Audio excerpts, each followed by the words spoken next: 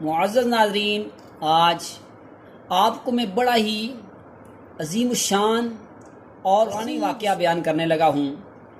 اللہ رب العالمین نے حضرت سلیمان علیہ السلام کو بہت زیادہ شان و شوکت عطا فرمائی تھی۔ جناب سلیمان علیہ السلام یہ جب سفر کرتے تھے تو آپ کے ساتھ وحوش، طیور، جن تعداد آپ کے ساتھ ہوا کرتی تھی۔ پرندے اپنے پروں کے ساتھ آپ پر سایہ کیا کرتے تھے۔ ایک سفر کا واقعہ یوں ہے کہ آپ شام سے یمن کی جانب تشریف لے جا رہے تھے۔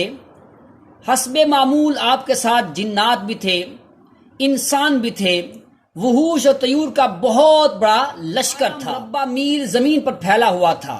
یہ لشکر جناب سلیمان علیہ السلام کا 12 مربع میل پہ پھیلا ہوا تھا۔ اثناء سفر کے ایک جنگل سے آپ کا گزر ہوا۔ اس جنگل میں چمٹیوں کی بہت زیادہ تعداد تھی، کثرت سے جنگل میں چمٹیاں تھیں۔ جب سلیمان علیہ السلام کا لشکر اس جنگل کے قریب پہنچا، ابھی 3 میل کے فاصلے پہ دور تھا کہ چمٹیوں کی سردار نے چمٹیوں کو آواز دی۔ اللہ رب العالمین قرآن کریم فرقان حمید میں ارشاد فرماتا ہے، یا ایھا النمل ادخلوا مساکنکم لا یحطمنکم سلیمان وجنودہ وہم لا یشعرون۔ اے چمٹیوں، اپنے بلوں میں گھس جاؤ کہ کہیں لاشعوری میں حضرت سلیمان اور اس کا لشکر تمہیں کچل نہ ڈالے۔ اللہ اکبر کبیرہ۔ لوگوں، ابھی نبی حضرت سلیمان علیہ السلام کا لشکر 3 میل فاصلے سے دور تھا۔ چمٹی نے جناب سلیمان علیہ السلام کے لشکر کو دیکھ لیا اور پھر اپنی لشکر کی جو چمٹیاں تھیں ان کو آواز دی کہ تم اپنی بلوں میں گھس جاؤ کہ کہیں جناب سلیمان علیہ السلام اور ان کا لشکر لاشعوری میں آپ کو کچل نہ ڈالے۔ جب دیکھیں چمٹی نے یہ آواز اپنی زبان میں، اپنے لہجے میں، اپنے طریقے سے چمٹیوں کو دی، لیکن حضرت سلیمان علیہ السلام جو بھی 3 میل کے فاصلے پہ دور تھے، اس چمٹی کی آواز کو سنا اور اپنے لشکر کو ٹھہرنے کا حکم دیا تاکہ ساری چمٹیاں سوراخوں میں چلی جائیں۔ حضرت سلیمان علیہ السلام نے جب چمٹی کے قول کو سنا تو اللہ رب العالمین نے قرآن پاک میں اس کا بھی ذکر فرمایا، فَتَبَسَّمَ ضَاحِكًا مِّن قَوْلِهَا۔ حضرت سلیمان علیہ السلام نے چمٹی کے اس قول کو سن کر تبسم فرمایا۔ اب یہاں پر جو ہم نے قرآن کا یہ واقعہ سماعت فرمایا، پر میں ایک بڑی معلوماتی بات آپ کو بتانا چاہتا ہوں کہ جس چمٹی نے، جو چمٹی سردار تھی ان چمٹیوں کی، اس کا کیا نام تھا؟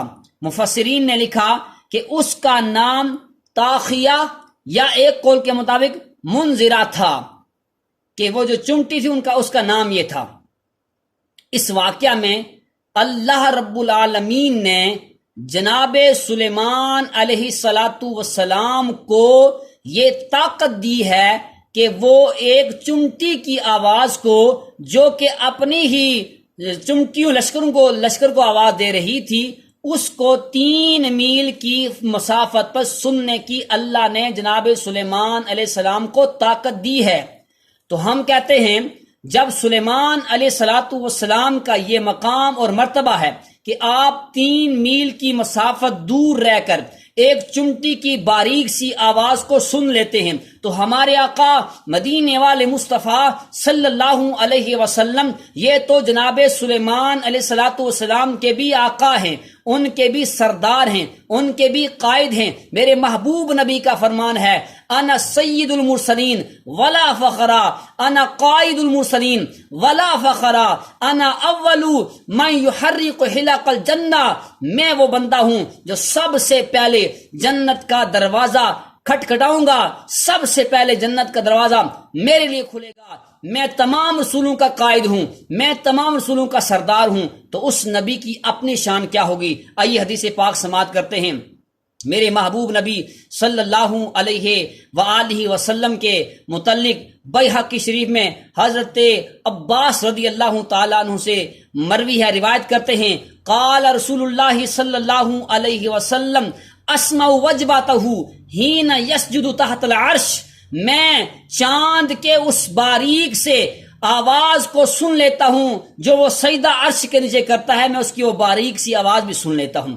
نبی پاک امام الانبیاء صلی اللہ علیہ وآلہ وسلم کی حدیث پاک ہے، میرے آقا مدینے والے مصطفیٰ نے ارشاد فرمایا اس قبضہ قدرت میں میری جان ہے، البتہ بے شک لوہے محفوظ پہ چلتی قلم کی آواز کو بھی میں سن لیتا ہوں، حالانکہ میں ماں کے شکم کے اندر موجود تھا۔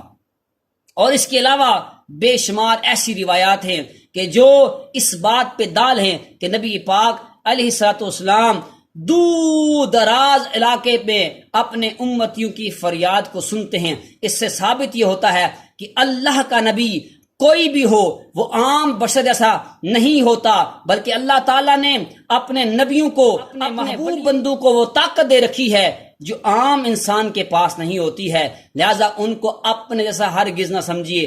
اللہ کے نبی جناب سلیمان علیہ الصلوۃ والسلام نے اس چونٹی کی باریک سی آواز کو بھی سن لیا تھا، لہذا انبیاء کو اپنے سے کہنے والوں ان احادیث پہ بھی غور کرو، قرآن کی ان آیات پر بھی غور کرو کہ اللہ تعالیٰ نے ان کو کتنی طاقت دی ہے۔ تمہیں بلا بلا کے پکار کے تم پھر بھی نہیں سن سکتے، لیکن ان پکارا جائے وہ دور سے امتیوں کی فریاد کو سنتے بھی ہیں، ان کے احوال سے باخبر بھی ہیں، لہٰذا یہ عقیدہ کوئی شرکیہ نہیں بلکہ عین قرآن و حدیث کے مطابق ہے۔ اللہ تعالیٰ ہمیں صحیح عقیدے اپنانے کی توفیق عطا فرمائے۔